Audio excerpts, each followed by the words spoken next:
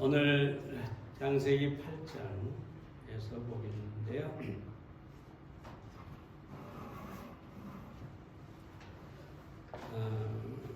8장 전체에서 보겠습니다만 1절부터 5절 말씀을 앞에서 읽습니다.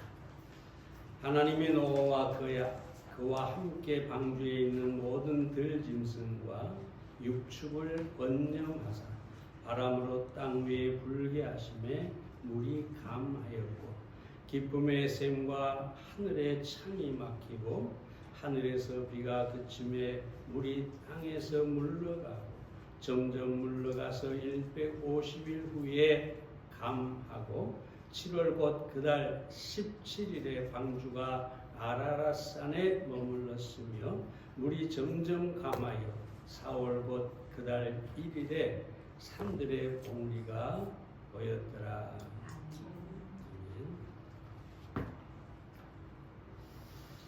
40주야가 땅에 비가 쏟아졌는데 그 물이 빠지고 땅이 드러난 기간은 약 1년이 되었습니다. 370일, 1년이 조금 넘습니다. 노아는 방주에서 나와서 가장 먼저 한 일이 하나님 앞에 번제, 제사를 드렸다는 것입니다. 노아 홍수에서 우리가 먼저 짚고 넘어갈 것은 하나님의 심판은 확실하게 오게 된다는 것입니다. 토마스 칼라일이 결코 심판의 날을 잊지 말라. 어리석은 자들은 악한 일에 대한 심판은 더디며 이 땅에 위험만 있고 공의가 없다고 생각하나 심판은 반드시 오며 비록 하루나 이틀, 한 세기나 두 세기가 늦게 올지 모르나 인간에게 죽음이 있는 것처럼 분명히 심판이 있다고 말했습니다. 우리는 하나님의 심판이 반드시 오게 된다는 사실을 생각하고 노아처럼 깨어 있어야 되겠습니다. 오늘 이 창세기 8장에서 우리가 몇 가지 또 교훈을 찾을 수가 있는데요. 첫째로 하나님은 노아를 잊지 않으셨다. 하나님은 노아를 생각하고 계셨다. 1절 말씀을 봅니다. 하나님이 노아와 그와 함께 방주에 있는 모든 들짐승과 육축을 권념하사 바람으로 땅 위에 불게 하시네. 40일 동안 밤낮으로 지하에서 샘이 터지고 하늘에서 물폭탄이 쏟아졌습니다. 모든 산들이 다 잠겨버리고 산 위로, 가장 높은 산 위로 6, 7m 이상의 물이 쌓이게 됐고 온 세상이 다 잠기고 모든 생명체가 다 죽었다는 것을 알 수가 있습니다. 근데 여기서 우리가 한 가지 정말 놀라운 사실을 생각할 수 있는데 그것은 뭐냐면 하나님이 노아와 그와 함께 방주에 있는 모든 들짐승과 육축을 권념하사.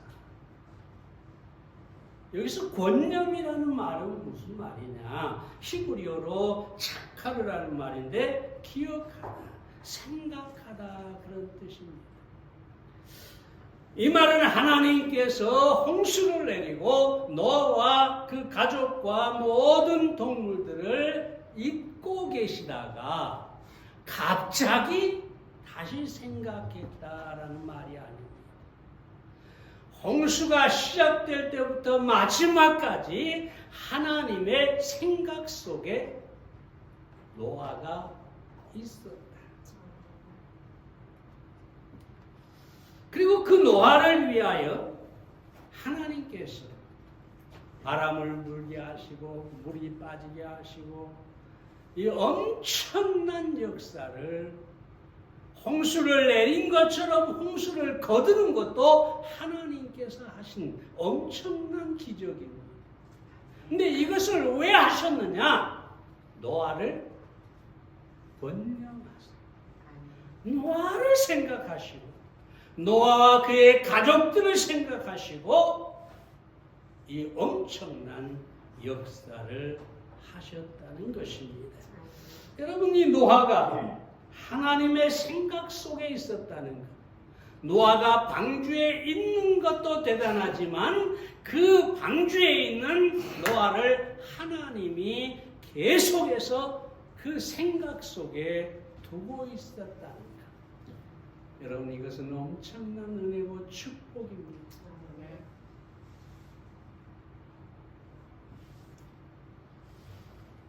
왜 그러느냐? 하나님께서 노아를 생각하고 그 생각하신 하나님이 노아 홍수까지 완전히 사라지게 하시는 그런 전능한 분이기 때문입니다. 다시 말하면 노아를 위해서 모든 것을 하실 수 있는 하나님, 노아를 그 생각 속에 두시고 그 노아를 위해서 모든 것을 하실 수 있는 하나님, 그 하나님이 바로 우리의 하나님이십니다. 다윗은 시편에서 뭐라고 합니까? 139편 17절 18절에 보면 하나님이여 주의 생각이 내게 어찌 그리 보배로운지요 그 수가 어찌 그리 많은지요 내가 세려고 할지라도 그 수가 모래보다 많도소이다. 여러분 보세요. 그냥 하나님이 저 정구경 단순하게 이렇게 생각하는 게 아니라 나를 향한 하나님의 생각이 바다의 모래알보다 많다. 나에 대해서 모든 것을 아시고 그걸 그 기억 속에 두시고 거기다가 중요한 사실은 그 모든 생각이 보배롭다. 선하고 아름답다. 모든 생각이 나를 위한 복된 생각이다. 자, 여러분, 우리는 하나님의 생각 속에 있고 나를 향한 하나님의 모든 기억은 죄가 아니라 허물이 아니라 나의 부족함이 아니라 나를 위한 보배로운 생각이다. 많은 사람들이 하나님이 전지하시고 모든 것을 아시니 내 모든 죄도 아신다. 그럼 어떻게 될까요? 두려울 수밖에 없잖아요. 그런데 하나님은 내 죄는 기억하지도 않으시고 나에 대해서 모든 선한 생각을 가지고 계신다. 믿습니까? 믿으셔야 합니다. 하나님의 생각 속에 있기 때문에 우리는 안전하고 하나님의 생각 속에 있기 때문에 미래가 축복으로 인도되는 것입니다. 예를 들어보세요. 아브라함이 어느 날 사라를 빼앗겼어요. 바로왕 그리고 아비멜렉에게 아내를 빼앗겼어요.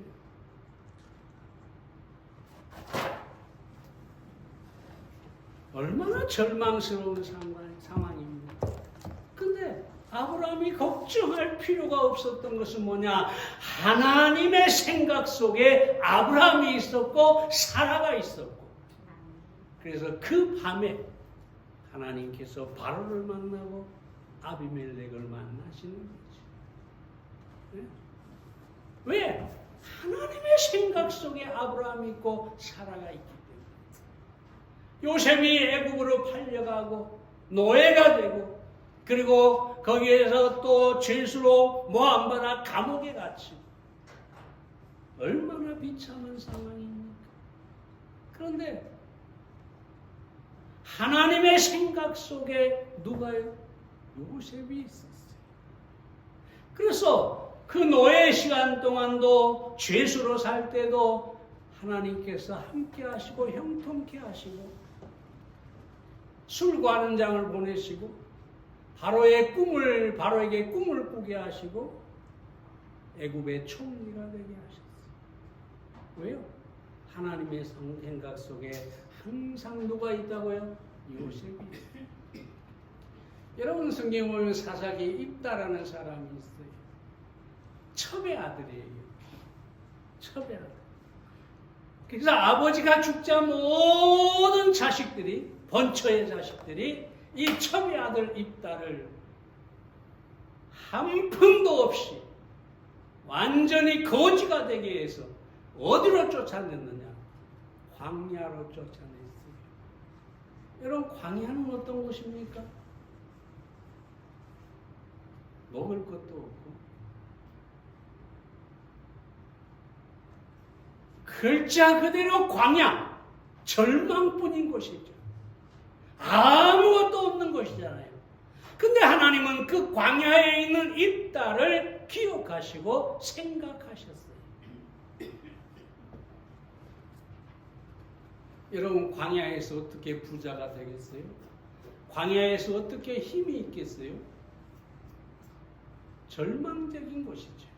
근데 하나님께서 중요한 것은 입다를 생각하셨다는 것. 결국 입다가 어떻게 됐을까요? 이스라엘의 장로들이 찾아가서 우리가 지금 망하게 되었으니 제발 우리를 구원해 달라고. 이스라엘의 사사가 됩니다. 아무것도 없는 광야에서 어떻게 사사가 됩니까? 하나님이 생각하고 계셨기 때문에.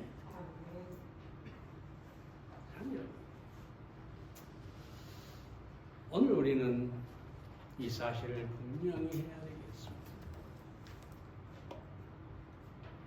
자, 노아가 방주 안에 있었어요. 오늘날 우리로 말하면 우리는 구원의 방주이신 예수님 안에 있어요. 하나님은 방주 밖에 있는 사람을 생각하지 않아요. 방주 안에 있는 노아와 그의 가족들을 생각하셨어요. 그리고 엄청난 기적, 하나님의 능력으로 홍수가 사라지게 했어요. 우리는 예수 그리스도 안에 있어요. 하나님은 누구를 기억하시느냐? 예수 밖에 있는 저 세상 사람들을 기억하지 않습니다. 그들이 얼마나 유명하든 얼마나 뛰어난 사람이든 결코 그들을 기억하지 않습니다. 예수 그리스도 안에 있는 우리를 생각하십니다. 그리고 우리가 어떤 상황에 처해 하나님께서 그 전능하신 아브라함을 위해 일하신 하나님, 요셉을 형통케 하신 하나님, 입다를 강하게 하신 하나님, 그 하나님께서 우리를 향한 모든 보배로운 생각으로 우리를 건지시고 인도하시고 축복하십니다. 나는 하나님의 생각 속에 있다. 매 순간 하나님이 나를 생각하고 나를 기억하고 나를 위해서 어떤 일을 하실까? 어떤 축복을 베푸실까? 그 생각 속에 하나님이 계신다는 사실을 기억하시기 바랍니다. 두 번째로, 노아는 하나님의 때를 기다릴 줄 알았습니다. 18절 말씀을 다시 봅니다. 노아가 그 아들들과 그 아내와 그 자부들과 함께 나왔고 약 1년이 넘은 뒤에 14절에 보면 2월 27일에 땅이 말랐다라고 하고요.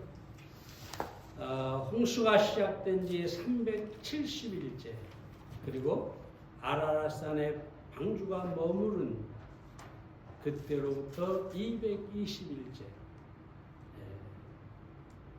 노아는 마른 땅을 밟을 수가 있었습니다. 그래서 우리가 생각해야 될 것은 뭐냐? 노아를 통해 배울 수 있는 게 뭐냐? 노아는 지혜롭게 상황을 살폈다는 것입니다. 믿음은 어떤 환경이나 상황을 초월하지만 결코 그것을 무시하지 않는 것입니다. 그래서 그리스도인은 지극히 현실적이어야 돼요. 그냥 꿈속에 사는 사람이 아니라 꿈은 갖되 현실을 직시하는 사람이어야 됩니다. 노아 어떻게 그걸 알 수 있습니까? 노아가 물이 줄어들자 새들을 밖으로 보냈는데요. 먼저 까마귀를 내보냈어요. 근데 이 까마귀가 방주에서 내보냈는데 돌아오지를 않아요. 왜 안 돌아왔을까요? 까마귀는 사체를 뜯어먹고 살잖아요. 물에 떠있는 부패한 이 사체를 뜯어먹고 살면서 야, 이게 웬 천국이냐 하면서 안 돌아와 버린 거죠.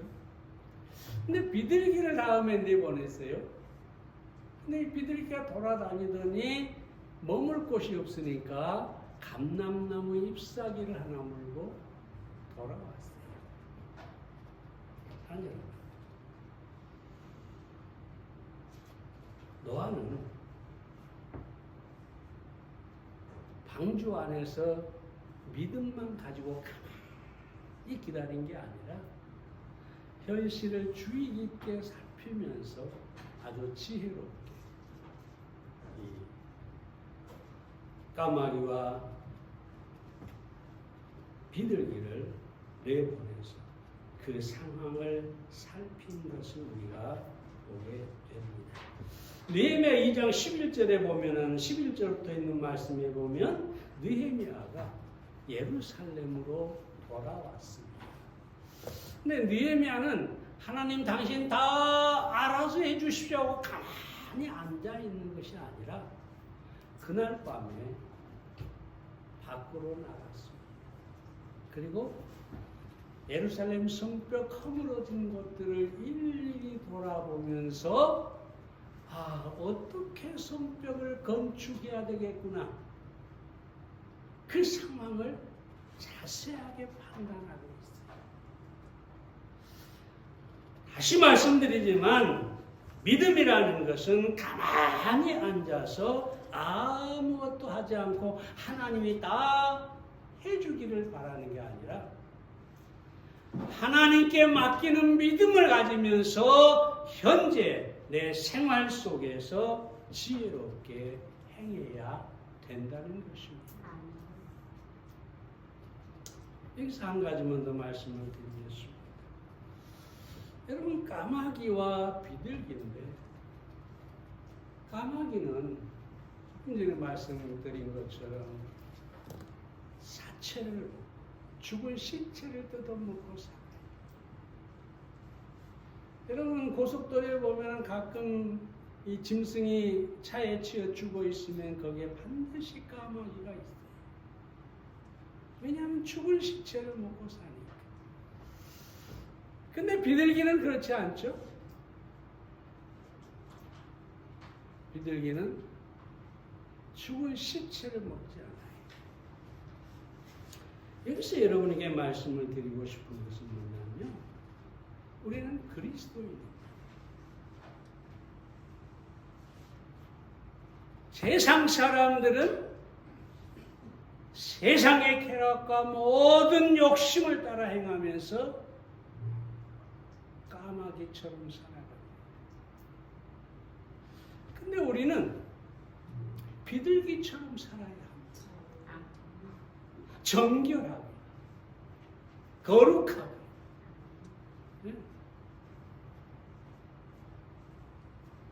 예수님 뭐라고 합니까? 뱀같이 지혜롭고 비둘기같이 순결하라고 그러잖아요. 우리는 비둘기처럼 순결하고 거룩한 삶을 사모하고 살아야 되겠습니다. 세 번째로 노아는 하나님께 단을 쌓았습니다. 20절 말씀을 봅니다. 노아가 여호와를 위하여 단을 쌓고 모든 정결한 짐승 중에서와 모든 정결한 새 중에서 취하여 번제로 단에 드렸더니라고 합니다. 그럼 노아가 방주에서 나와서 가장 먼저 한 일이 무엇입니까? 하나님께 번제를 드렸다. 제사를 드렸다. 우리말로 하면 예배를 드렸다. 다시 말하면 이 노아는 하나님께 예배 드리는 것, 이 번제, 제사를 드리는 것을 첫 번째 자기의 임무로 알았다는 것이죠.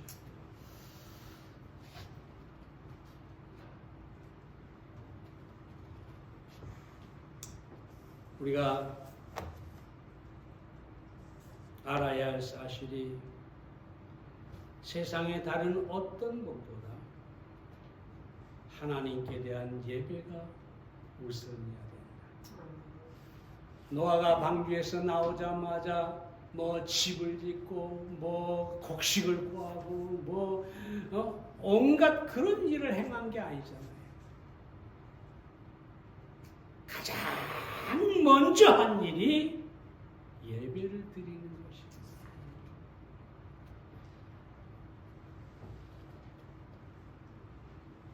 리차드 포스터라고 하는 사람이 하나님께서 정하신 우선순위는 예배가 첫째이고 섬김이 둘째이다. 다시 말하면 하나님을 위해서 어떤 대단한 큰 섬김, 봉사, 어떤 헌신 이런 것을 하는 것보다 가장 우선적인 게 첫 번째 임무는 뭐냐? 예배 드리는 것이다.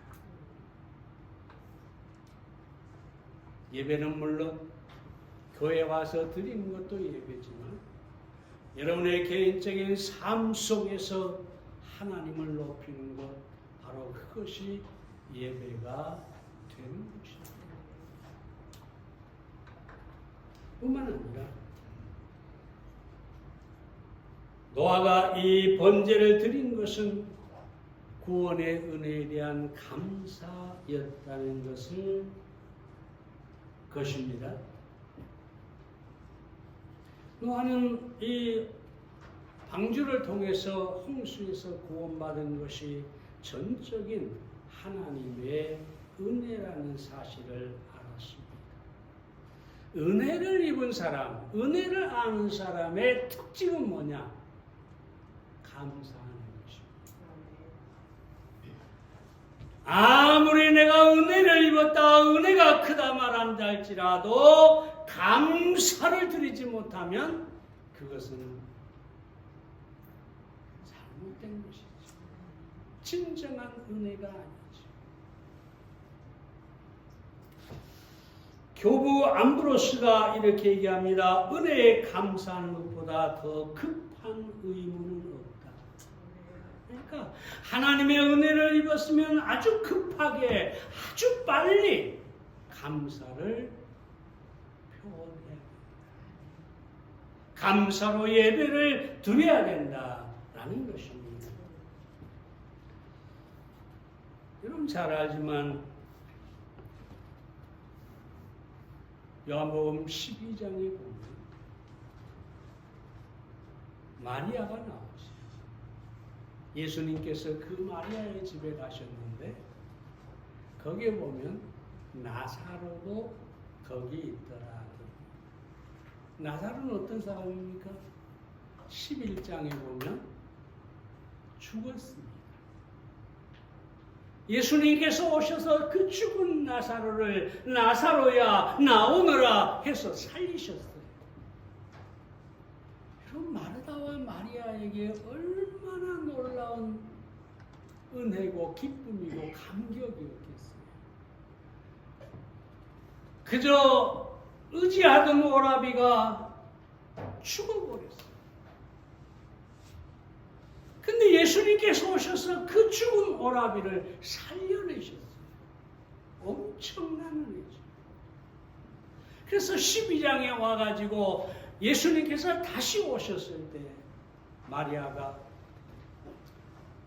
향유 옥합을 가지고 왔습니다. 예수님의 발에 붓고 자기 머리털로 그 발을 씻겨 주었습니다. 만약에 이 마리아의 향유를 붓는 이 감사가 없었다면 나사로가 살아난 것도 어떤 의미에서는 의미가 없다. 하나님의 죽은 자를 살리셨다. 근데 거기에 감사가 없다. 아무것도 아닌 것이죠. 노아 아이 나사로가 죽었다 살아난 뒤에 마리아가 헌신으로 감사로 향유를 부어 우리 주님의 영광을 나타냈을 때 바로 거기에 놀라운 이 나사로가 죽었다 살아난 것의 의미가 더욱 빛나게 된 것입니다. 참 여러분, 우리는 하나님께 감사의 제사를 드릴 수 있어야 합니다. 시편 50편 23절에 보면 감사로 제사를 드리는 자가 나를 영화롭게 하나니 그 행위를 옳게 하는 자에게 내가 하나님의 구원을 보이리라. 여기서 구원은 우리가 죄에서 구원받는 것을 말하는 게 아닙니다. 우리의 모든 삶에서 구원하신다, 건지신다, 축복하신다, 그런 의미입니다. 누구에게요? 감사로 예배를 드리는 사람. 자, 여러분, 우리 모두 노아처럼 가장 먼저 하나님 앞에 단을 쌓는 사람들이 되어야 하겠습니다. 가장 먼저 번제를 드리는 사람들이 되어야 되겠습니다. 세상에 그 무엇보다도 하나님께 예배드리고 그 예배를 감사로 드리는 사람들이 되어야 하겠습니다. 그것이 가장 복된 삶이고 하나님의 축복을 받는 길인 줄로 믿습니다. 기도하겠습니다.